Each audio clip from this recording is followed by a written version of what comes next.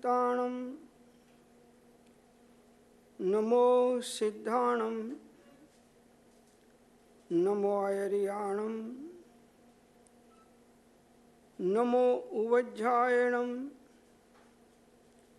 नमो लोये सव्वसाहुणं एषो पंचनमुक्कारो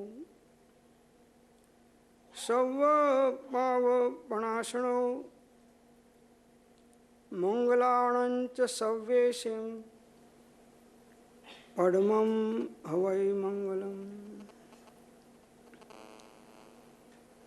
नमो दुर्वाररागादे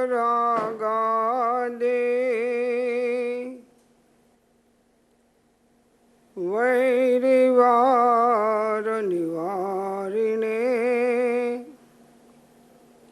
अर्हते योगिनाथाय महावीराय तायिने। मोक्षमार्गस्य नेतारं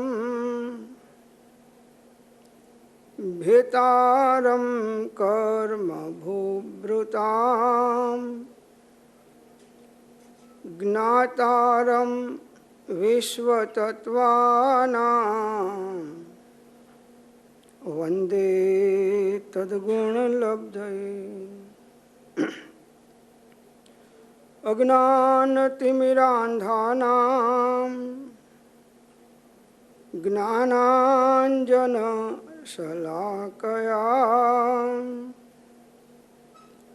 चक्षुरुन्मीलितं येन तस्मै श्रीगुरुवे नमः। अहो श्री सत्पुरुषना वचनामृत मुद्रा अने सत समागम सुसुप्त चेतनने जागृत करनार, પડતી વૃત્તિને સ્થિર રાખનાર, દર્શન માત્રથી પણ નિર્દોષ અપૂર્વ સ્વભાવને પ્રેરક, સ્વરૂપ પ્રતીતિ, અપ્રમત્ત સંયમ અને પૂર્ણ વિતરાગ, નિર્વિકલ્પ સ્વભાવના કારણભૂત છેલ્લે અયોગી સ્વભાવ પ્રગટ કરી અનંત અવ્યાબાદ સ્વરૂપમાં સ્થિતિ કરાવનાર ત્રિકાળ જયવંત વર્તો। ઓમ શાંતિ શાંતિ શાંતિ। અનંતય અનંત ભાવ ભેદથી ભરેલી ભલી અનંતય અનંતનય નિક્ષેપે વ્યાખ્યાની છે સકલ જગત ભીત હારિણી હારિણી મોહ તારિણી ભવાબ્ધિ મોક્ષ ચારિણી પ્રમાણી છે ઉપમા યાની જેને તમા રાખવી તે વ્યર્થ આપવાથી નિજમતી મપાઈ મેં માની છે। અહો રાજ ચંદ્ર બાલ ખ્યાલ નથી પામતા જીને સ્વરતણી વાણી જાણી તેને જાણી છે। ગોરો રાજતણી વાણી જાણી તેને જાણી છે ઓ.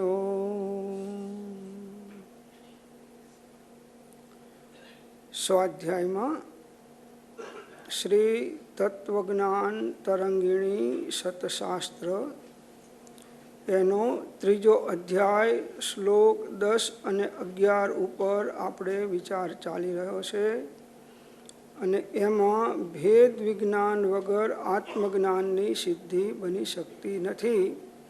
એ ભેદ વિજ્ઞાનનો સબ્જેક્ટ આપણે વિચારી રહ્યા છીએ. એમાં જડ ચેતનનું પદ આપણે વિચારતા હતા. હવે એનો સેકન્ડ પાર્ટ આવે છે કે દેહ જીવ એક રૂપે ભાસે છે અજ્ઞાન વડે અને ક્રિયાની પ્રવૃત્તિ પણ તેથી તેમ થાય છે. અજ્ઞાની જીવોને દેહ અને આત્મા એક રૂપે લાગે છે. શેના કારણે લાગે છે? તો કે અજ્ઞાનતાના કારણે લાગે છે. અજ્ઞાની જીવોને દેહ એ જ આત્મા છે. આત્માનું ભાન સાચું અજ્ઞાનીને હોઈ શકતું નથી. ભલે મોઢેથી ગમે એટલું આત્મા આત્માની વાતો કરે, પણ જ્યાં સુધી આત્માની અનુભૂતિ નથી ત્યાં સુધી એને દેહાધ્યાસ દેહાત્મ બુદ્ધિ તૂટી નથી. આ શરીરની અંદરમાં જાણનારી જોનારી જે એક ચૈતન્ય સત્તા છે, જેને આત્મા કહેવામાં આવે છે, એ હું છું. એ મારું સાચું સ્વરૂપ છે. શું સ્વરૂપ છે મારું? ખરું. આ ખરું સ્વરૂપ તો હું આત્મા છું એ છે. અને આ શરીર તે હું એ ખોટું સ્વરૂપને એને પોતાના સ્વરૂપ માન્યું છે. આ અજ્ઞાનના કારણે બધી પ્રવૃત્તિની અંદરમાં એ અજ્ઞાન એનું કામ કરે છે. એટલે એના સર્વ ભાવ અજ્ઞાનમય ચાલવાના. અજ્ઞાનીના બધા ભાવ અજ્ઞાનમય હોય અને જ્ઞાનીના બધા ભાવ જ્ઞાનમય હોય. તો દેહ અને જીવ આપણે ભલે એમ માનીએ બોલવાની અંદરમાં કે વાંચીને કે સાંભળીને કે હું આત્મા છું, દેહ નથી, પણ જ્યાં સુધી અનુભવાત્મક રીતે દેહ સાથેનો એકત્વ સંબંધ છૂટ્યો નથી ત્યાં સુધી દેહની દરેક ક્રિયાને પોતાની ક્રિયા માને છે. દેહના દુઃખે પોતે દુઃખી થાય છે. દેહના સુખે પોતાને સુખી માને છે. આ ક્રિયાની પ્રવૃત્તિ પણ તેથી તેમ થાય છે. બધી ક્રિયા દેહની છે એ આત્મા માને છે કે મેં કરી. શું કર્યું? તમે જમ્યા? તો કે હું જમ્યો. પછી તો કે વોકિંગ કરવા ગાર્ડનમાં ગયો. પછી હું સૂઈ ગયો. પછી હું ઓફિસે ગયો. પછી મેં આ કામ કર્યા. આ બધી દેહની ક્રિયાઓ છે એને જીવ આત્માની ક્રિયા માને છે. આત્માની ક્રિયા તો માત્ર જાણવું જોવું એટલી જ છે. એથી આગળ કોઈ આત્માની ક્રિયા નથી. જે વિકલ્પ થાય છે એનો કરતાં પણ નિશ્ચયથી આત્મા નથી. જે વિભાવ થાય છે, આપણને શુભાશુભ ભાવો થાય છે, એ થાય છે આત્માની અવસ્થામાં જ, પર્યાયમાં જ થાય છે આત્માની. અને છતાંય એનો કરતાં આત્મા નથી. કેમ કે એ વિભાવ ભાવ છે. આત્મા જ્ઞાન અપેક્ષાએ પોતાના સ્વભાવ ભાવનો કરતા છે અને પરમ શુદ્ધ નિશ્ચયની અપેક્ષાએ આત્મા કોઈનો કરતા નથી. આત્મા તો આત્મા છે. તો અજ્ઞાન છે ત્યાં સુધી દરેક ક્રિયાઓ મેં કરી એમ થવાનું. મનનું ચિંતવન મેં કર્યું, મનની ક્રિયા મારા દ્વારા થઈ, વાણીની ક્રિયા મારા દ્વારા થઈ, દેહની ક્રિયા મારા દ્વારા થઈ. આ બધું જીવ અજ્ઞાન ભાવથી માને છે. આ પુસ્તક છે, મેં એને આંગળીથી આમ ખસેડ્યું તો આ શું માને છે કે મેં ખસેડ્યું? કોને ખસેડ્યું છે? કોને ખસેડ્યું? હે, બોલો તો ખરા. આંગળીએ ખસેડ્યું નથી એમ કે છે. આ પુસ્તક આંગળીએ ખસેડ્યું નથી. આંગળી પુસ્તકને અડી નથી એમ કે છે. આ પુસ્તકને આંગળી દ્વારા ખસેડ્યું, આંગળી એને અડી નથી. આંગળી નિમિત્ત છે. પુસ્તક પુસ્તકની યોગ્યતાથી ખસ્યું છે અને આંગળી એમાં નિમિત્ત છે, કરતા નથી. આંગળી એમાં નિમિત્ત છે, કરતા નથી. બહુ સૂક્ષ્મ તત્વ છે. જૈન દર્શન બહુ સૂક્ષ્મ છે, સમજવું બહુ અઘરું છે. આત્મા તો અસંખ્યાત પ્રદેશી પોતાના પ્રદેશની અંદરમાં જ પોતાનું પરિણમન કરે છે. આ પુસ્તકને જાણે છે તો પુસ્તક છે માટે જાણે છે એવું નથી. જાણવું એ તો આત્માનો ગુણ છે, આત્માનું સ્વરૂપ છે, જાણે છે આત્મા. કોઈ જ્ઞેય ના હોય તો કે જ્ઞાનનું અસ્તિત્વ ના રહે એવું તો છે નહીં. તો જ્ઞેયના કારણે જ્ઞાન નથી, જ્ઞાન જ્ઞાનના કારણે છે. કોઈ પદાર્થ છે માટે જણાય છે આત્માને એવું નથી. આત્મા સ્વયં જાણનાર છે. તો બીજા વસ્તુ દ્વારા જ્ઞાન થાય છે એ અજ્ઞાન છે એમ માનવું. પુસ્તક દ્વારા જ્ઞાન થાય છે એમ માનવું એ અજ્ઞાન છે. જ્ઞાન તો જ્ઞાન સ્વભાવી આત્મામાં છે. જ્ઞાન જ્ઞાનીમાં કરો, જીનવર કહે છે જ્ઞાન તેને સર્વભવ્યો સાંભળો. તો બધી ક્રિયા અજ્ઞાનમય ચાલે છે. એક ઘડો ઊંધો મૂક્યો એટલે એના ઉપર બધા ઊંધા ઘડા આવશે. હવે એક સીધો ઘડો નહીં આવે.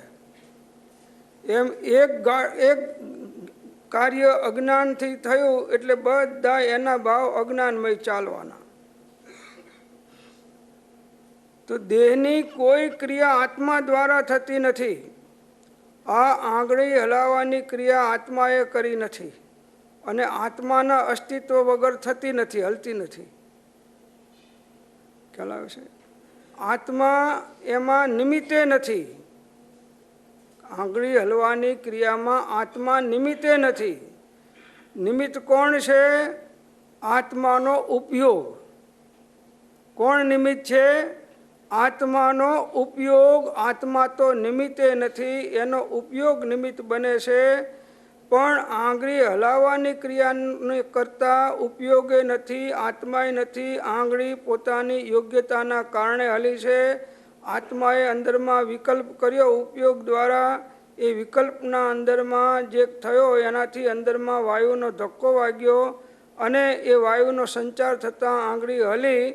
પણ આંગળી હલાવવાની ક્રિયા આત્માએ નથી કરી, ઉપયોગે નથી કરી, વાયુએ નથી કરી. આ તો બધા એક બાહ્ય નિમિત્તો છે. આંગળી સ્વયં પોતાના યોગ્યતાના કારણે હલી છે. એમાં આ બધા નિમિત્તો થયા છે. એ નિમિત્તોને કરતા માનવા એનું નામ અજ્ઞાન. એનું નામ અજ્ઞાન છે. તો કોઈ પરદ્રવ્યની ક્રિયાનો કરતા આત્મા નથી. નિશ્ચયથી વિભાવને કરનારો પણ આત્મા નથી. વિભાવનો જ્ઞાતા આત્મા છે.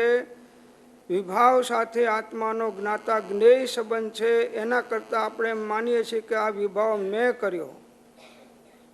આ અજ્ઞાન છે. મિથ્યાત્વ બહુ ઊંડું છે હો. આપણે એમ ના માનો કે હું આત્મા છું કીધું એટલે આત્મા અનુભવમાં આવી ગયો. બહુ ઊંડું મિથ્યાત્વ છે પ્રભુ, ઘણું ઊંડું છે. મિથ્યાત્વના ઘણા ભેદો છે, ઘણા ભેદો છે. તો આત્માની ક્રિયા કોઈ દ્વારા મન કાર્ય કરતું નથી, વાણીની ક્રિયા થતી નથી કે દેહની પણ ક્રિયા થતી નથી. આત્માની જ ક્રિયા કરે, દેહની જ ક્રિયા કરે. દરેક દ્રવ્ય પોતાની જ ક્રિયા કરે. કોઈ દ્રવ્ય બીજા દ્રવ્યની ક્રિયા કરી શકે નહીં. નિમિત્ત થાય બસ.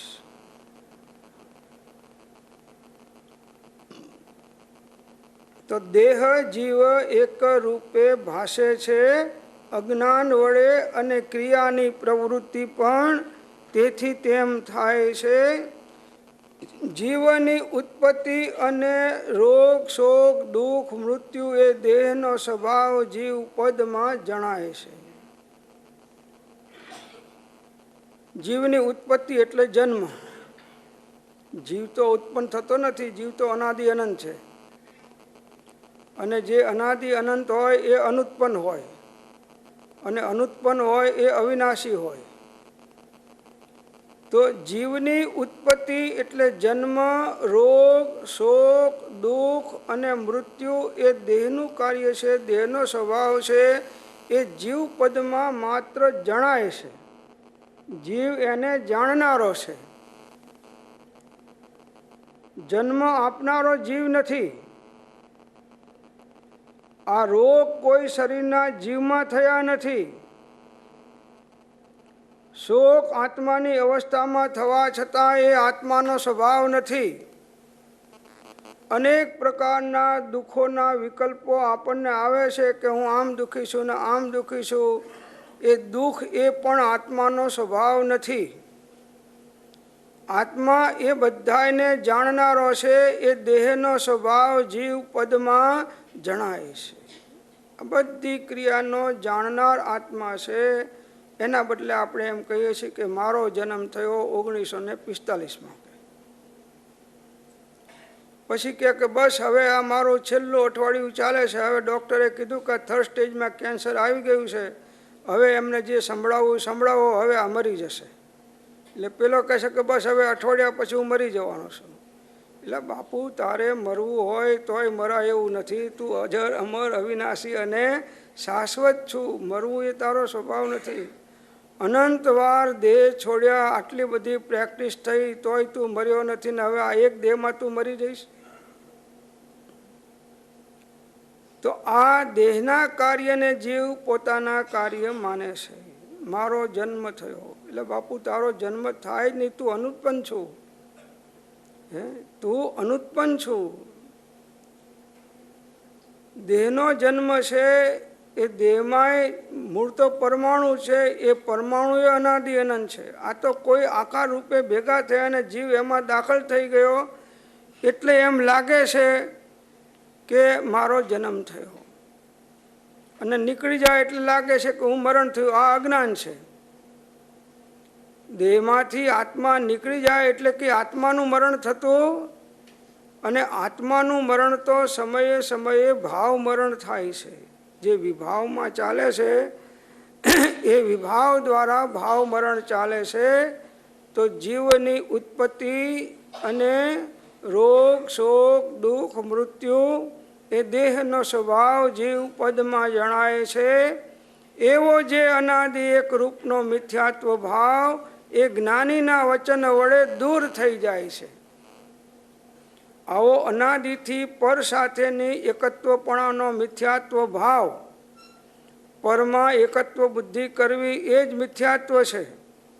એ પછી પરદ્રવ્ય હોય કે પરભાવ હોય, એ પરદ્રવ્ય કે પરભાવમાં એકત્વ બુદ્ધિ કરવી, એને પોતાના માનવા, એ ક્રિયા હું કરું છું એમ માનવું, એ અજ્ઞાન છે.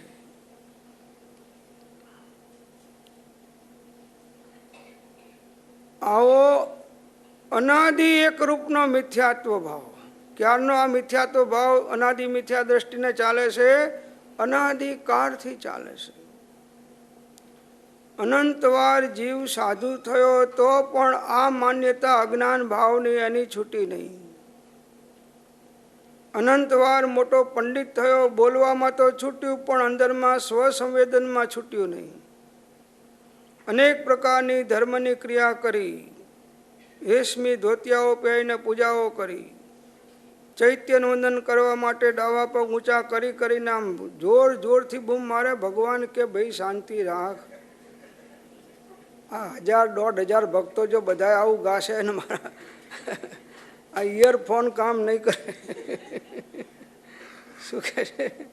આ ઇયરફોનથી સાંભળવાનું મારું બંધ થઈ જશે. પ્રભુ હવે મૂકો, શાંતિ રાખો. તમારું બધું જાણું છું, નહીં બોલો તો જાણું છું. મનમાં તમારે જે કહેવું કોઈ એમાં હું સમજી જઈશ. આપો આપો ને મહારાજ અમને મોક્ષ સુખ આપો. કે એટલે તારા માટે કંઈ મોક્ષ નવરો છે? આ અજ્ઞાન તો કાઢ. એવો જે અનાદિ એક રૂપનો મિથ્યાત્વ ભાવ, પરમાં એકત્વ બુદ્ધિ, પરમાં અહમપણું, જીવ અકિંચન છે, એકાકી છે. અને એ અકિંચન જીવ પરમાં એકત્વ બુદ્ધિ કરે એ એનો મોટો ગુનો છે. પરને પોતાનું માનવું એ મોટો ગુનો છે. તમારી મિલકતને તમારી માનવી એ મોટો ગુનો છે. બીજાની મિલકતને બીજાની માનવી એ મોટો ગુનો છે. મિલકતના માલિક તમે નથી, મિલકતનો માલિક મિલકત છે. દરેક દ્રવ્યનો માલિક દરેક દ્રવ્ય પોતે હોય. એક દ્રવ્યનો માલિક બીજો દ્રવ્ય બની શકે નહીં, અને બને એવી કોઈ તત્વની વ્યવસ્થા નથી. આવો જે અનાદિ એક રૂપનો, બસ જ્યાં જાય છે ત્યાં જીવ એકત્વ બુદ્ધિ કરીને ફસાઈ જાય છે. ધર્મ ઘણો કરે, 2 કલાક ભક્તિ કરે, પછી શું કે શું કેટલી ભક્તિ થઈ કે મેં 2 કલાક ભક્તિ કરી. જો આ વાણીની ક્રિયાને એને પોતાની ક્રિયા માની, શરીરની ક્રિયાને એને પોતાની ક્રિયા માની, મનની અંદરમાં જે શુભ ભાવ થયા એને પોતાના માન્યા, એ ક્રિયાનો પોતે કરતા બન્યો. આ અજ્ઞાન છે.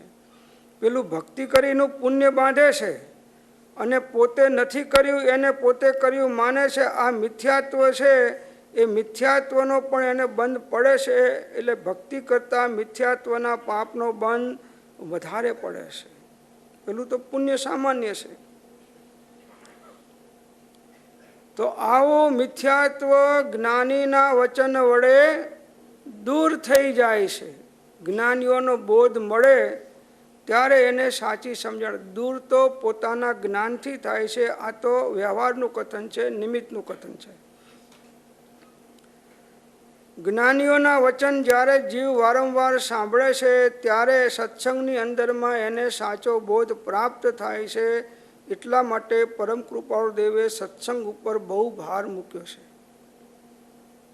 વારંવાર સત્સંગ કરો કે જેથી અનાદિકાળના તમારા જે કુસંસ્કાર મિથ્યાત્વના સંસ્કારો છે એ ધોવાઈ જાય અને તમને અંદરમાં તત્વની સાચી શ્રદ્ધા થાય, સાચું જ્ઞાન થાય. અને સાચી શ્રદ્ધા અને જ્ઞાન થશે તો સાચું આચરણ પણ અવશ્ય થશે.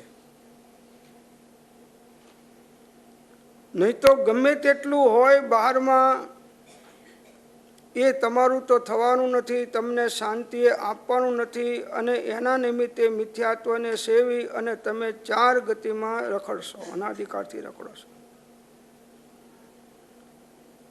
સંયોગો છે, મિલકતમાં અબજો રૂપિયા છે. ભલે અત્યારે મુકેશ અંબાણી કે બીજા જે કંઈ હોય દુનિયાના ટોપ 10 એ માને કે આ મારું છે. પ્રભુ શુભમ ચક્રવર્તી હતો. શુભમ 2 ચક્રવર્તીને હું તમને એક વાત કહું છું, સાંભળો. 2 ચક્રવર્તી. એક શુભમ ચક્રવર્તી હતો તો 6 ખંડનું રાજ, 96,000 રાણીઓ અને હજારો દેવો એના સેવકો. એવું એનું પુણ્ય છે. તમે તો આમ 96,000 રાણી સાંભળીને આંચકો ખાઈ જતા હશો કે હારી એક રાણીને સાચવવી અઘરી છે અને આ 96,000ને કેવી રીતે સાચવતા હશે. પણ એનું પુણ્ય છે, બધું સચવાઈ જાય છે. હવે એક રાણીને એક મહેલ તો આપવો પડે. કેટલા મહેલ થાય? આખું મુંબઈ તમારું 96,000 મહેલ. તો એ શુભમ ચક્રવર્તીને થયું કે આજ દિન સુધી 6 ખંડના રાજા ચક્રવર્તીઓ તો ઘણા થઈ ગયા, પણ એ ચક્રવર્તીમાં હું નામાંકિત ગણાવું એવું મારે કંઈક કરવું છે. એટલે હું બીજા 6 ખંડ સાધું અને 12 ખંડનો માલિક બનું તો ચક્રવર્તીમાં હું નામાંકિત ક્યાં હોઉં. આપણે કહીએ છીએ ને કે ભાઈ પૈસાવાળામાં નામાંકિત કવાઓ, તો એ બીજા 6 ખંડ જીતવા માટે નીકળ્યો. કોણ? શુભમ ચક્રવર્તી. તો સમુદ્ર મોટો છે, એને પાર કરવા માટે બ્રિજ, પુલ કરવો પડે છે, બ્રિજ બનાવવો પડે છે. એના ઉપરથી આખું એનું લશ્કર પસાર થાય અને બીજા 6 ખંડમાં જીતવા માટે જઈ શકાય. તો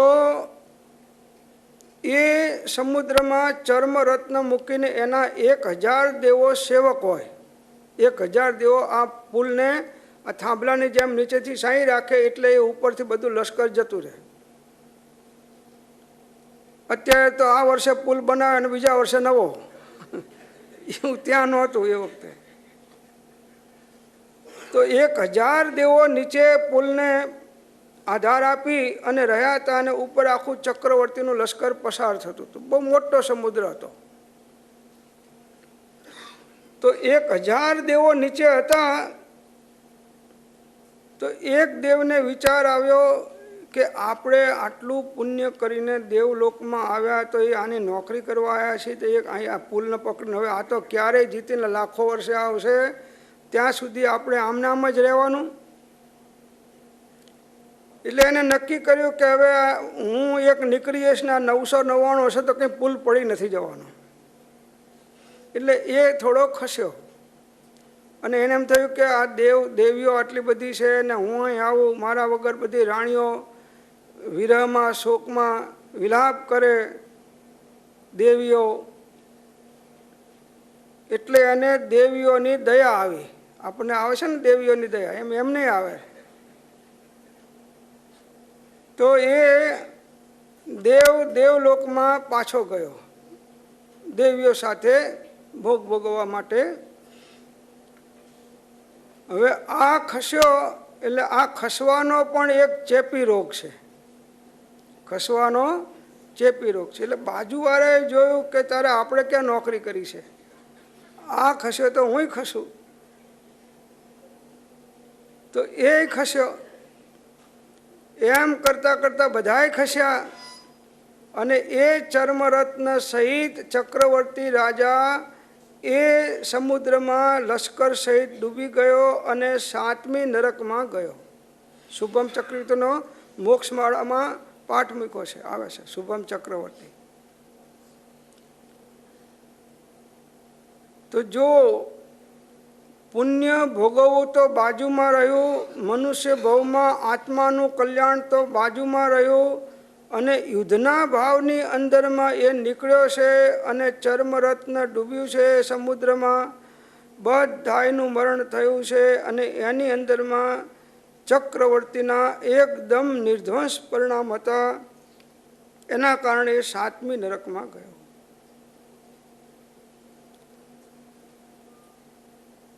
તો આપણે પણ કોણ છીએ?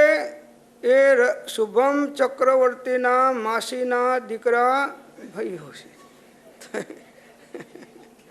આપણે બધા એ જ છીએ હો. પાછા એમ તમને એમ લાગે કે શુભમ આ શુભમ આ બેઠો આ છે. આખી જિંદગી આપણે આ જ કર્યું છે, બીજું શું કર્યું છે?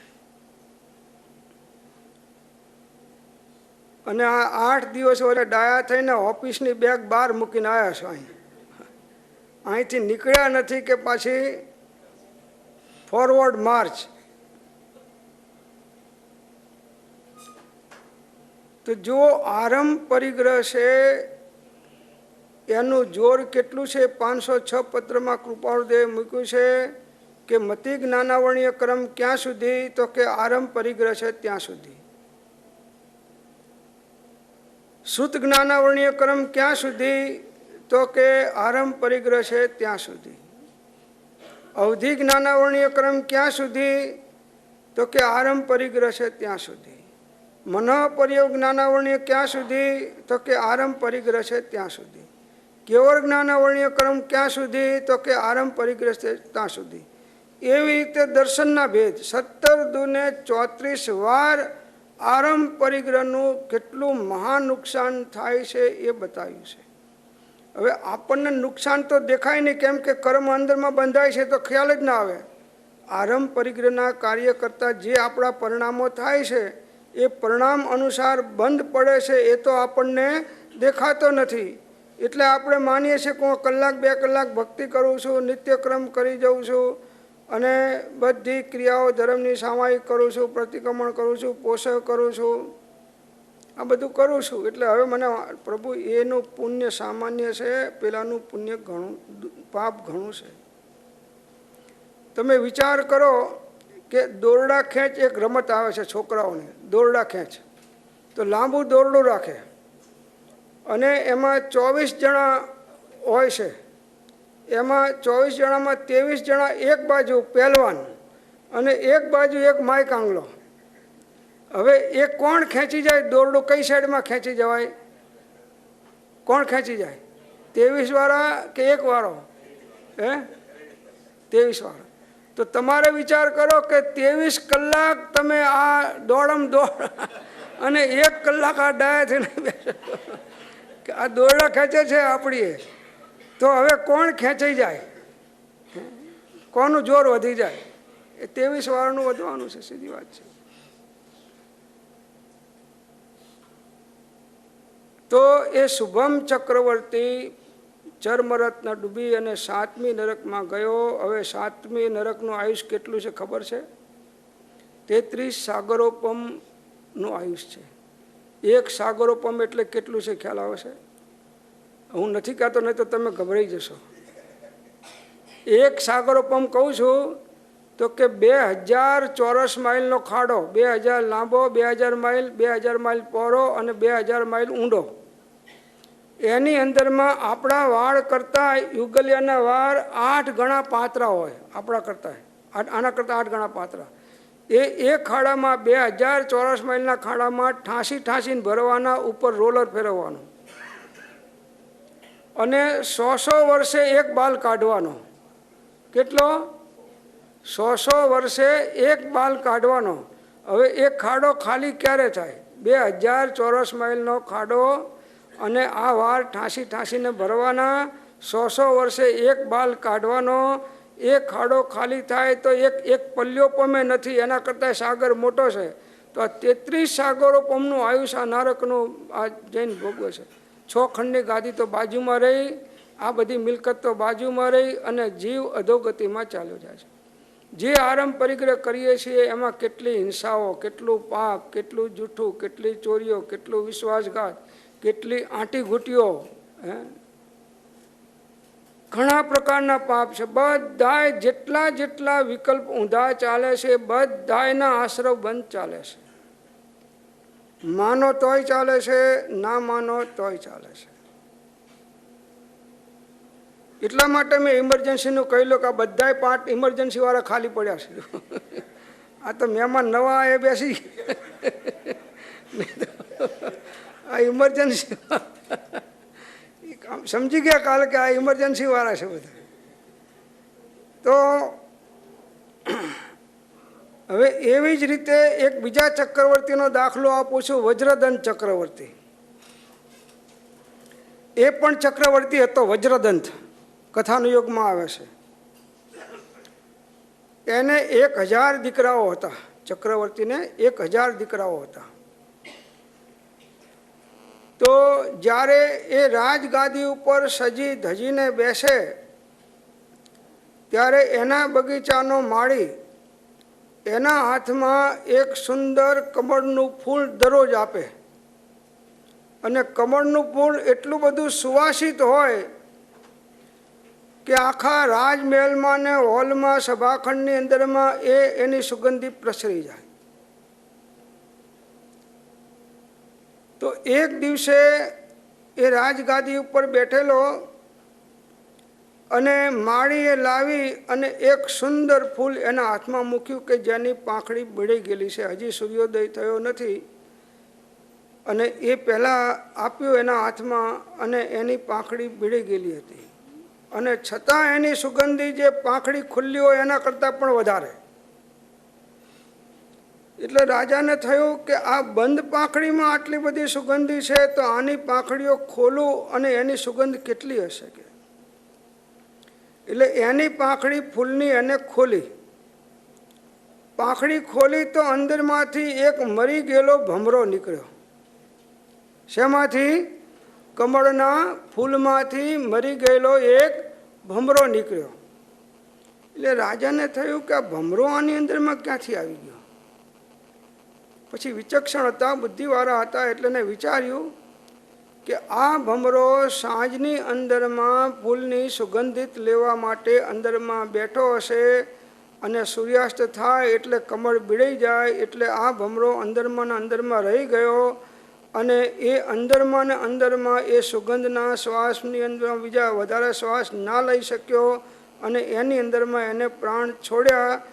જો આ ભમરો ધારે તો એ ફૂલને કોચીને પણ નીકળી જાય. જે ભમરો લાકડાઓને કોચીને પણ નીકળી જાય તો એ પાંદડા કમળના પાંદડાને કોચીને ના નીકળી શકે એવું તો બને નહીં. એટલે એને વિચાર કર્યો કે આમ કેમ છે, આ કોચીને નીકળ્યો કેમ નહીં. તો એને વિચાર્યું કે આ સુગંધીમાં આસક્ત થયો. હું જોઉં છું બધાના બાથરૂમમાં એટલી બધી સુગંધી શીશીઓ પડી હોય છે તો મને એમ થાય છે કે સાલું આ શું છે. પછી હું અમસ્તી આમ જોઉં, વાંચું બધું આમ. મેં કીધું આ ચક્રવર્તીના માસીના દીકરા બધા ભાઈઓ આમાં આ ભમરાની જેમ આ સુગંધમાં ફસાણા છે. મારે તો જુદા જુદા ઘરે બહુ જ હોય. તમને તમારે એક જ ઘરનો અનુભવ હોય ને મને હજારો ઘરના અનુભવ હોય. પાસે મોટા નાના બધે જવાનું હોય. ગામડામાં હું તો જતો એટલે એમના ઘરમાં જો એમના ઘરમાં કોઈ દાડો બાથરૂમે ના હોય ને સાબુય ના હોય.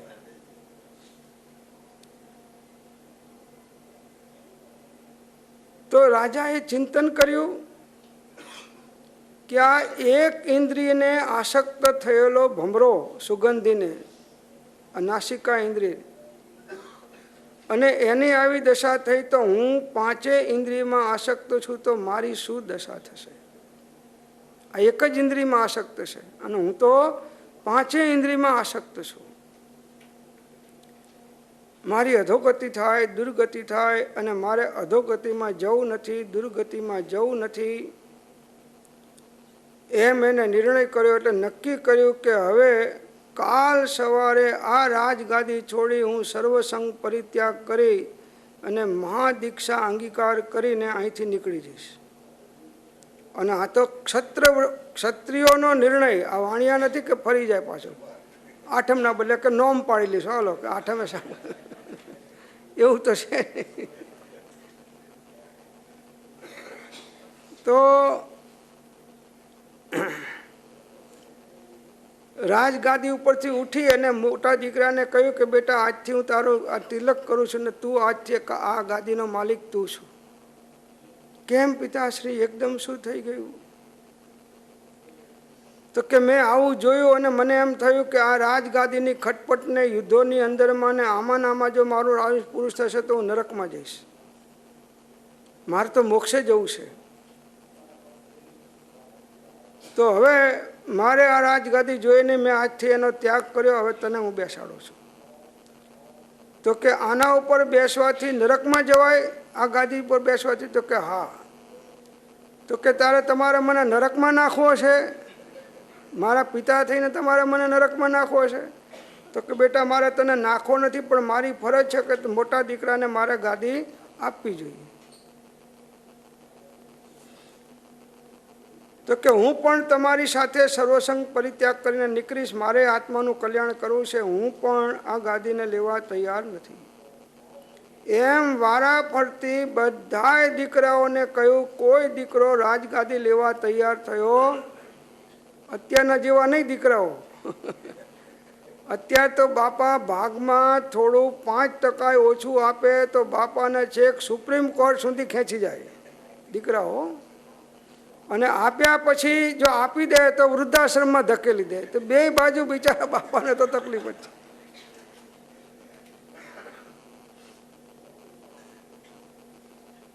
તો પેલા ચક્રવર્તી છોકરાઓને કહે છે કે ભાઈ જો સર્વસંગ પરિત્યાગની અંદરમાં ખુલ્લા પગે ફરવું પડે, ભૂખ તરસ સહન કરવા પડે, ટાઢ ગરમી સહન કરવી પડે, મચ્છરોના ડાંસ સહન કરવા પડે, આવા 22 પ્રકારના પરિસરો છે, ઉપસર્ગો ઘણા પ્રકારના છે. આ બધાને ક્ષમતા ભાવે સહન કરવા પડે અને તમારી હજી ઉંમર નાની છે, તમે નહીં સહન કરી શકો. તો કે પિતાજી તમે એ શું કહો છો? કે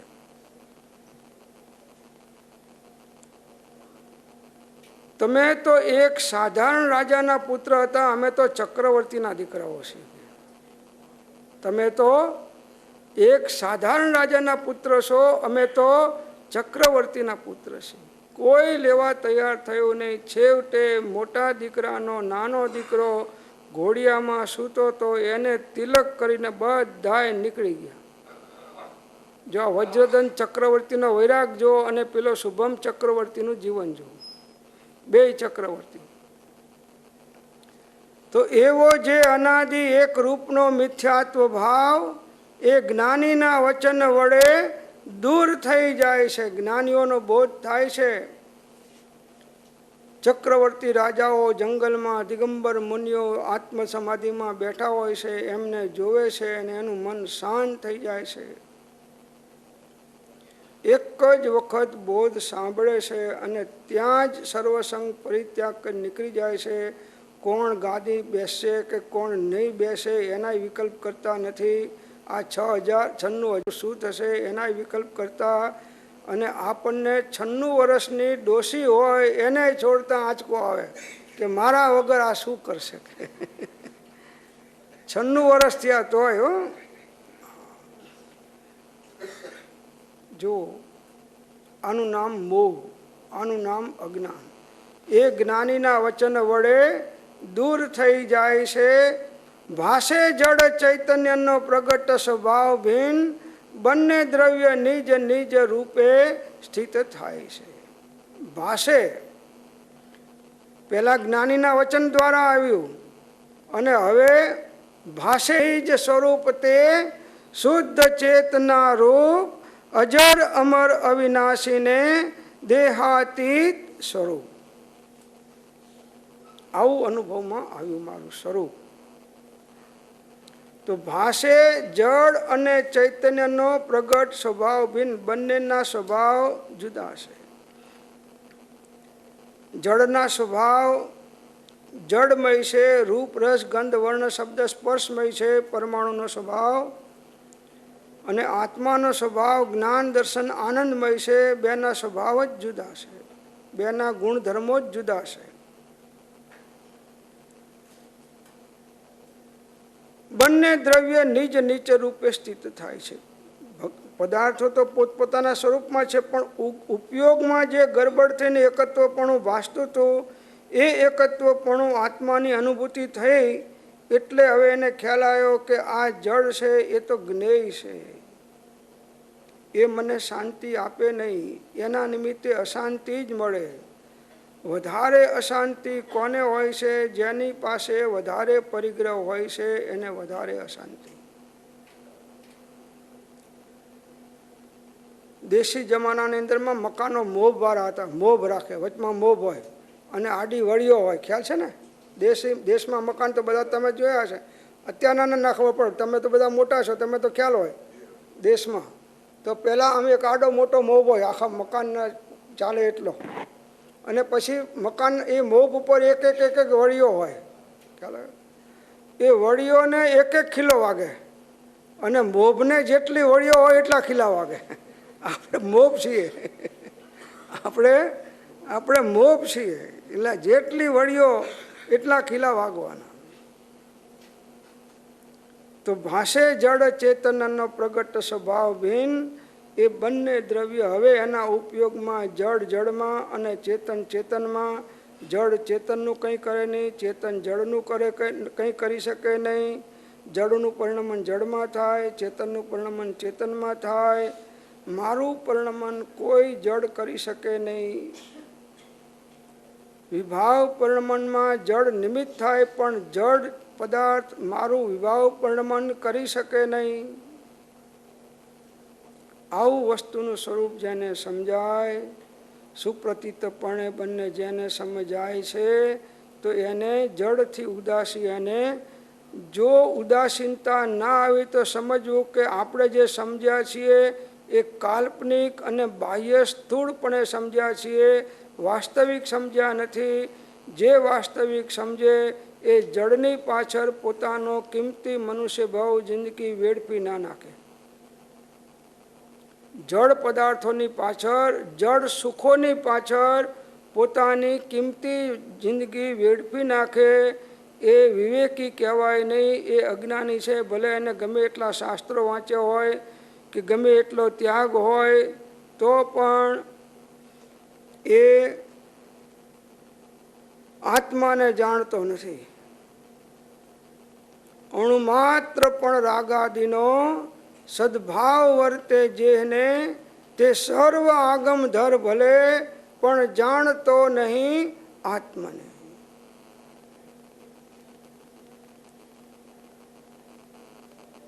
તો આ ભેદ વિજ્ઞાન એ આત્મજ્ઞાનની પ્રાપ્તિનું કારણ થાય છે.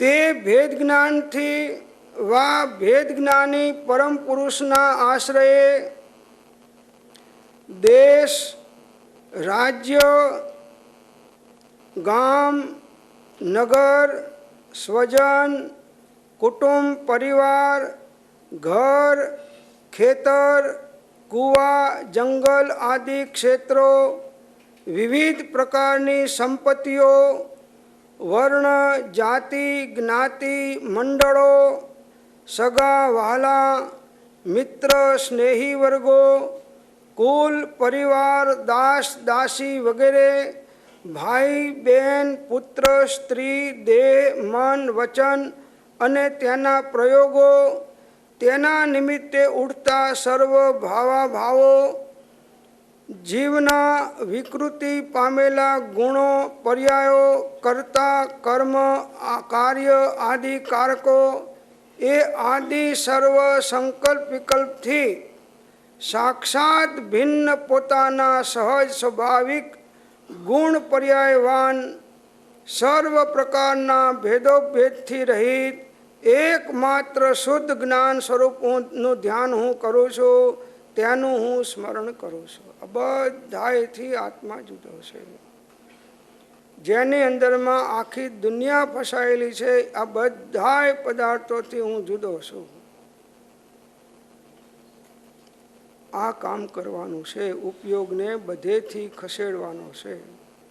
અને જ્યાં જ્યાં એટેચમેન્ટ છે ત્યાં ઉપયોગ રહેવાનો અને એ ઉપયોગને અનુરૂપ વિકલ્પો થવાનો.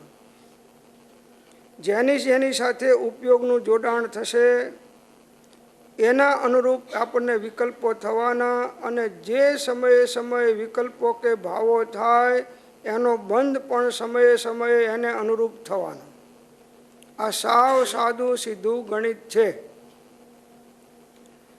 માનો તોય છે, ના માનો તોય છે. ના છોડી શકો વાંધો નહીં, પદાર્થ બંધનું કારણ નથી. પદાર્થની અંદરની એકત્વ બુદ્ધિ, મમતા, મૂર્છા એ બંધનું કારણ છે, એ તો છોડી શકાય. એ છૂટ્યા પછી પદાર્થ છૂટવો અઘરો નથી. જેનું મહાત્મ્ય નીકળી ગયું એ વસ્તુ છોડવી પછી અઘરી પડતી નથી. ફૂલ છે એને તમે સૂંઘ્યું અને એ કરમાઈ ગયું. હવે કરમાઈ ગયેલું ફૂલ તમે રાખશો નહીં, તરત ફેંકી દેશો. એનું મહાત્મ્ય તમારી પાસે નીકળી ગયું. એમ આખું જગત તમને કરમાઈ ગયેલું લાગશે, તમે એને ફેંકી દેશો. આ સહજ છે. અને સહજતા વગર ફેંકશો તો ત્યાં જઈને મુનિપણામાં જઈને પાછી ઉપાધિઓ તો ચાલુ. ત્યાં પછી અહીં અગર પૈસા ભેગો કરતો તો ત્યાં આગળ પૈસાવાળાને ભેગા કરશે પાછો. એ તો બધું એકનું એક ખ્યાલ આવે છે. અહીં આગળ બંગલામાં મારાપણું કરતો ત્યાં ઉપાશ્રયમાં બોર્ડ મારશે કે આ મારા ઉપાશ્રય છે. અહીં આગળ છોકરામાં મારાપણું કરતો તો ત્યાં શિષ્યમાં મારાપણું થાય કે આ શિષ્ય અમારા. અહીં આગળ નાત જાતનો પેલો અમારી નાત અમારી જાત કરતો હતો, ત્યાં આગળ આ અમારો ગચ્છ ને આ અમારો વાડો ને એ વાડાબંધી કરશે. ત્યાં આગળ આ અમારું ગ્રુપ કે આમાં અધ્યાત્મમાં આવે કે તમે કયા ગ્રુપના, કૃપાળુદેવ વાળા તો ખરા પણ કયા ગ્રુપના કે છે ને. એટલે અમારે ઈડરમાં આવું થાય છે પાછું, અહીં થાય છે ને બધે આવું જ છે. આ તો બધા કોપીઓ છે અલગ અલગ પ્રકારે. અમારે ઈડરમાં છે ને 4-5 ભરવાડો ઘેટા ચરાવવા આવે, ઘેટા બકરા.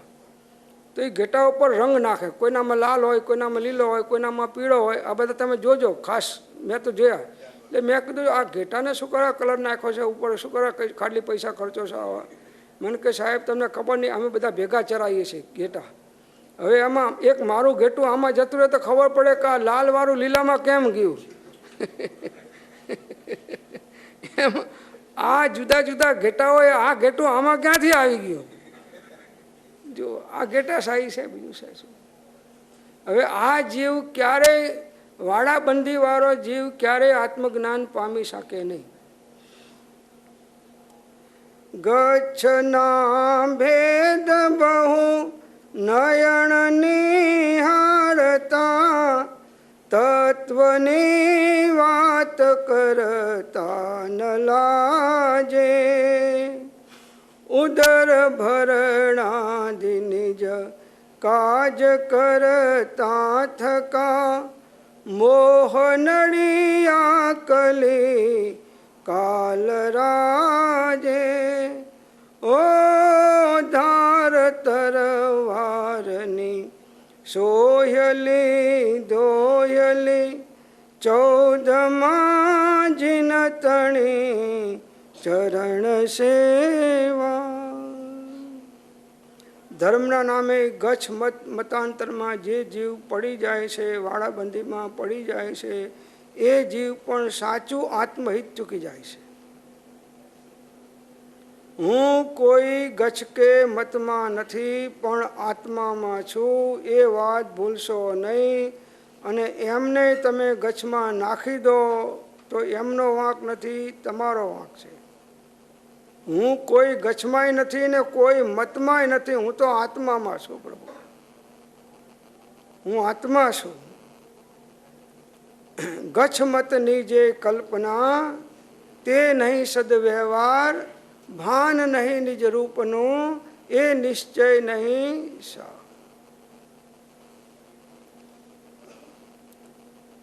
છોડવાનું છે એને પકડી લીધું ધર્મના નામે.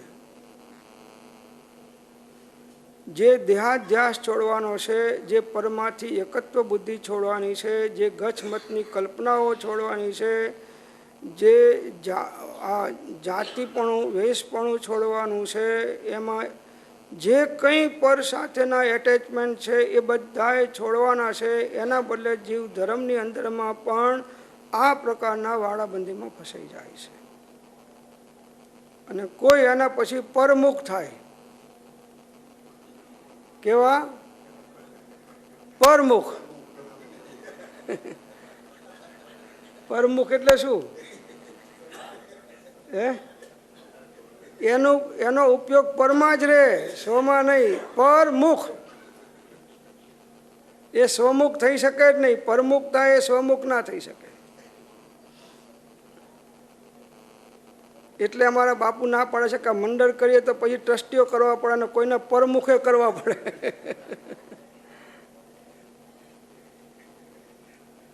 તો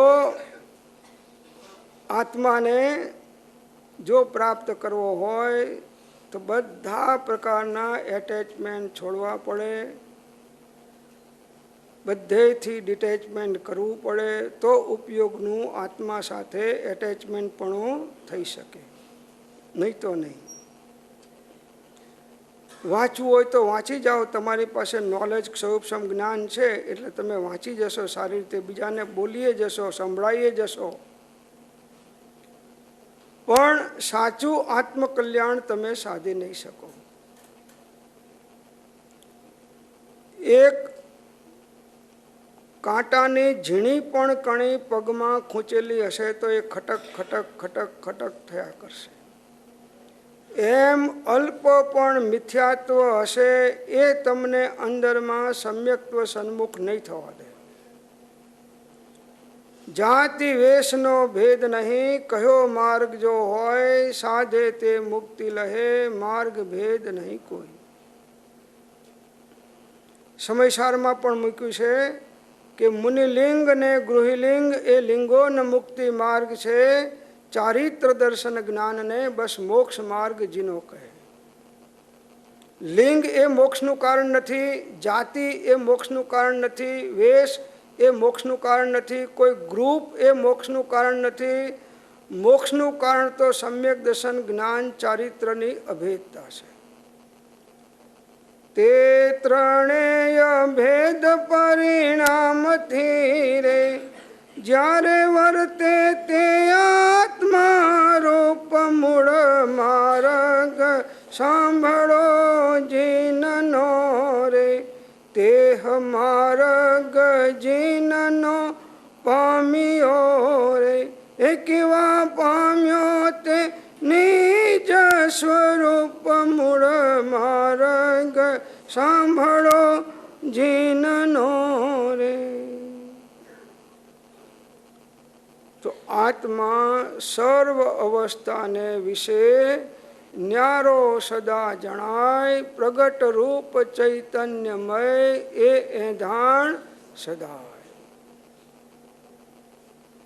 પરમ કૃપાળુ દેવે સૌભાગભાઈને જે કાગળ લખ્યો સમાધિ મરણનો, એમાં આ જ વાત એમને કરાઈ અને આ એકત્વ બુદ્ધિ છોડાઈ છે. સમાધિ મરણ કરવો તો એકત્વ બુદ્ધિ છોડવી જ પડે, એમાં ચાલે નહીં. એમને થોડી કલ્પના એટલી રહેતી હતી કે આ મણિલાલ ને તંબકલાલ છે એ મારી હાજરીમાં કૃપાળુદેવ પાસે થોડો લાભ પરમાર્થનો ના લીધો, તૈયાર ના છે ને હવે હું જઈશ તો આમની જિંદગી ખલાસ થશે. એટલે એ વિકલ્પ હતો ખાલી એમનો, આટલો વ્યવહારિક વિકલ્પ તો હતો નહીં, પણ આટલો વિકલ્પ હતો. કૃપાળુદેવે કહ્યું કે હવે એ પણ તમે વિકલ્પ છોડો, કોઈ પણ પ્રકારનો વિકલ્પ સમાધિ મરણમાં બાધક થાય છે.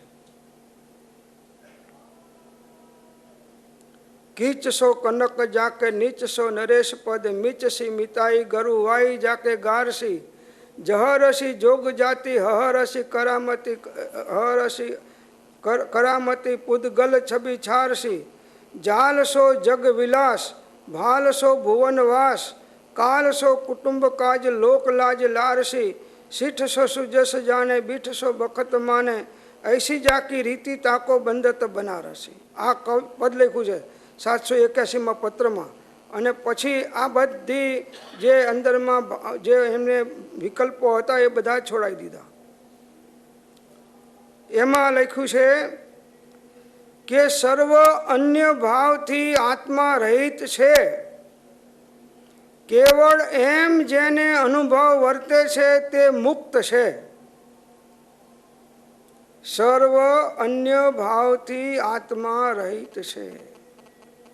અન્ય ભાવ એટલે આત્મભાવ સિવાયના સર્વ વિભાવો છે, શુભાશુભ ભાવો છે, જે કંઈ સંકલ્પ કે વિચારો છે એ બધાય આત્માથી રહિત છે. સર્વ અન્ય ભાવથી આત્મા રહિત છે. આ પ્રકારની ભાવનામાં આવો. સુભાગભાઈના સમાધિ મળમાં લખ્યું છે. હવે કોઈના અર્થે કોઈ વિકલ્પ કે ભાવ કરવા જેવો નથી. સર્વ ભાવથી ઔદાસીન્ય વૃત્તિ કરી માત્ર દેહ તે સંયમ હેતુ હોય જો અન્ય કારણે અન્ય કશું કલ્પે નહીં. દેહે પણ કી ચિત્ત મૂર્છા નવ જોયજો અપૂર્વ અવસર એવો ક્યારે આવશે. સર્વ અન્ય ભાવ તો આત્માની અવસ્થામાં જ થાય છે. એનાથી પણ આત્મા રહિત છે. તો જગતના કયા પદાર્થ આત્માના છે? તમે કોને પોતાના માનીને વળગી પડ્યા છો? તું અલ્યા કોણને કોને વળગી રહ્યો વગર સમજે કહે મારું મારું. દેહ તારી નથી જો તું જુગતે કરી રાખતા નવ રહે નિશ્ચય જાય. તો સર્વ અન્ય ભાવથી આત્મા રહિત છે, કેવળ એમ જેને અનુભવ વર્તે છે, આવો જેને અનુભવ છે તે મુક્ત છે.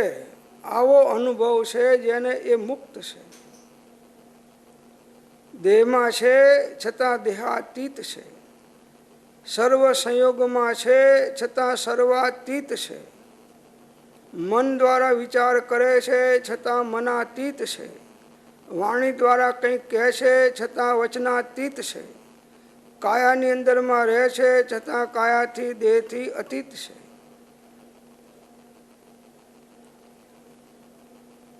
બીજા સર્વ દ્રવ્યથી અસંગપણું, ક્ષેત્રથી અસંગપણું, કાળથી અસંગપણું અને ભાવથી અસંગપણું સર્વથા જેને વર્તે છે તે મુક્ત છે.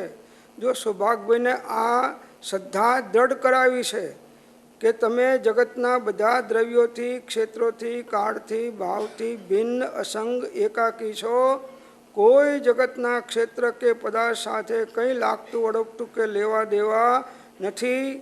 પૂર્વે જે કર્મ ભેગા કર્યા છે એ હવે હળવે હળવે આપી અને ઋણ મુક્ત થાવ, એ જ તમારું કાર્ય છે. હવે બીજું કંઈ કાર્ય નથી. બહુ ભેગા કર્યા, હવે જેના છે એને આપીને તમે છૂટા થઈ જાઓ. બસ એ જીવ મુક્ત છે. બસ દ્રવ્ય ક્ષેત્ર કાળથી અસંગપણું થવું હજુ સહેલું છે, પણ ભાવથી અસંગ થવું એ બહુ દુષ્કર છે, ઘણું દુષ્કર છે. કોઈ વિભાવ ઉત્પન્ન ના થવા દેવાય, અથવા વિભાવ ઉત્પન્ન થાય તો પણ ઉપયોગને એનેથી ખસીને આત્મામાં જોડવો, એ ભાવથી અસંગપણું બહુ દુર્લભ છે. અને એ ભાવથી અસંગપણું એ જ નિશ્ચય સત્સંગ છે. ભાવથી અસંગપણું થાય એ જ નિશ્ચયથી સત્સંગ છે. સત્સંગ એટલે સતનો સંગ કરાવે એનું નામ સત્સંગ. અટળ અનુભવ સ્વરૂપ, એટલે 2 લીટી છે, વાંચી લઉં છું. તમારો કિંમતી સમય હું સમજુ છું કે આજ તો જો કે રજા છે, આજ તો રજા, વાંધો નથી. જેની રજા નહીં હોય તો આમ છાતી ઊંચી થતી હશે કે રજા કીધી ને અમારે ચાલુ છે. અટળ અનુભવ સ્વરૂપ આત્મા સર્વ દ્રવ્યથી પ્રત્યક્ષ જુદો ભાસવો, ત્યાંથી મુક્ત દશા વર્તે છે. તે પુરુષ મૌન થાય છે, તે પુરુષ અપ્રતિબદ્ધ થાય છે, તે પુરુષ અસંગ થાય છે, તે પુરુષ નિર્વિકલ્પ થાય છે અને તે પુરુષ મુક્ત થાય છે. અટળ અનુભવ સ્વરૂપ આત્મા સર્વદ્રવ્યથી પ્રત્યક્ષ જુદો ભાસવો, એટલે સ્વસંવેદન દ્વારા બધાથી આત્માનો જુદો અનુભવ બધાથી કરવો કે જગતના તમામ પદાર્થોથી હું સર્વથી સર્વ પ્રકારે ભિન્ન અસંગ એકાકી અને અકિંચન સ્વરૂપી છું.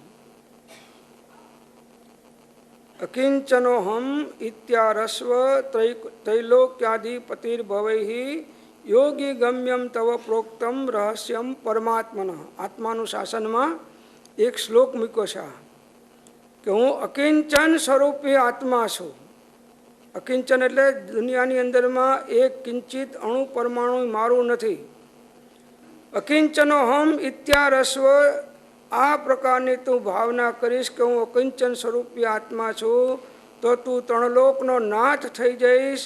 જે રહસ્ય માત્ર યોગીઓને જ ગમ્ય છે એ અમે તને અહીં સંક્ષેપમાં કહીએ છીએ કે હું અકિંચન સ્વરૂપી આત્મા છું. 14 રાજલોકની અંદરમાં કોઈ જીવ, કોઈ પરમાણુ, કોઈ વસ્તુ મારી નથી. હવે જેટલું મારાપણું કરીશ એટલો માર ખાવાનો.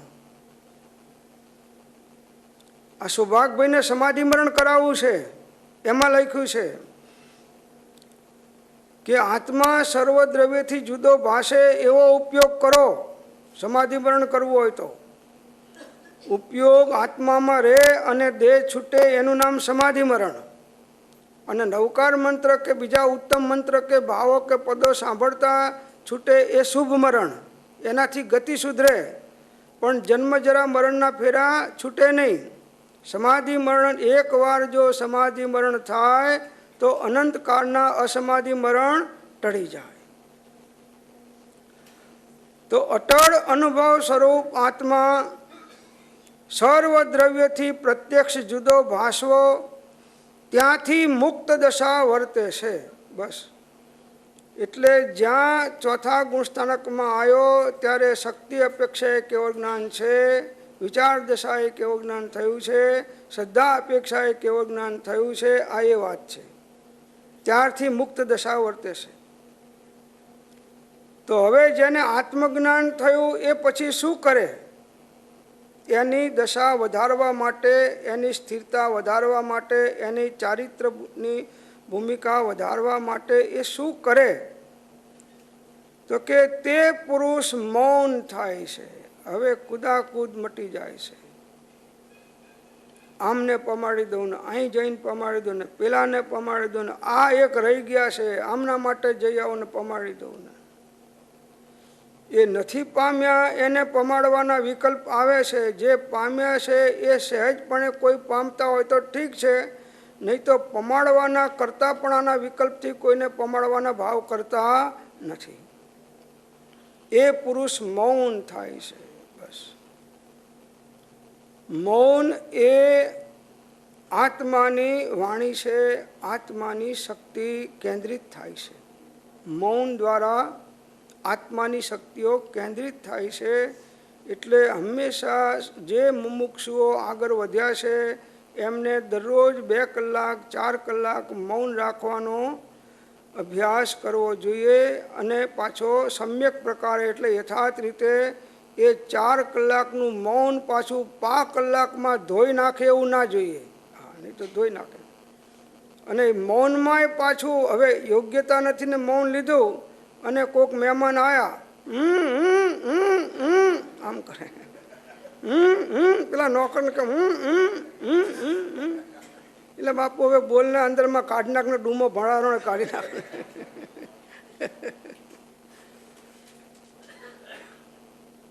મનનું મૌન, મનમાં વિકલ્પ થવા જોઈએ નહીં. આવ્યા છો તો આવો ને જવું હોય તો જાઓ, હવે તમારે જે કરવું એ કરો, મારું મૌન છે. બસ કેટલા લખીને આપે કે મારે 4:30 વાગે મૌન ખુલશે, એટલે ખુલી જ ગયું તારું. હવે અત્યારે જ ખુલી ગયું. હવે 4:30 વાગે શું ખુલવાનું છે? એ ત્યાં લીધું ને એ જ વખતે ખુલી ગયું હતું. આ તો ઠીક છે.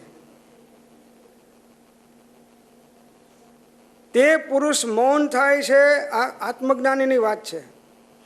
તે પુરુષબંધોને તોડી અને એ સર્વસંગ પરિત્યાગ કરી અપ્રતિબદ્ધ વિહારી થઈ અને ઉગ્રપણે આત્માની સાધના કરે છે. મુક્ત થાય એટલે મૌન, અપ્રતિબદ્ધપણું, અસંગ અને નિર્વિકલ્પતા અને મુક્તપણું, આ એનો ક્રમ છે. દરેકના માટે આ ક્રમ હોય છે.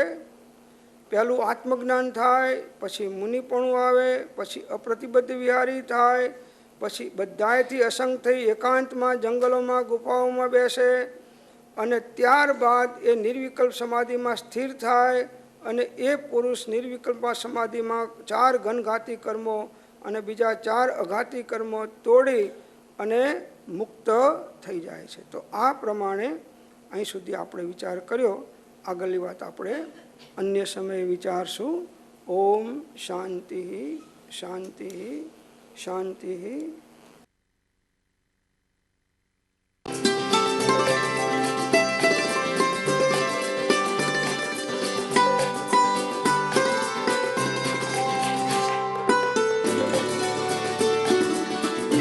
જેમાં છે એવો સંયમ, ઇન્દ્રિય સંયમ અને પ્રાણી સંયમ અને આત્મ સંયમ, સર્વ પરિગ્રહ તથા બધા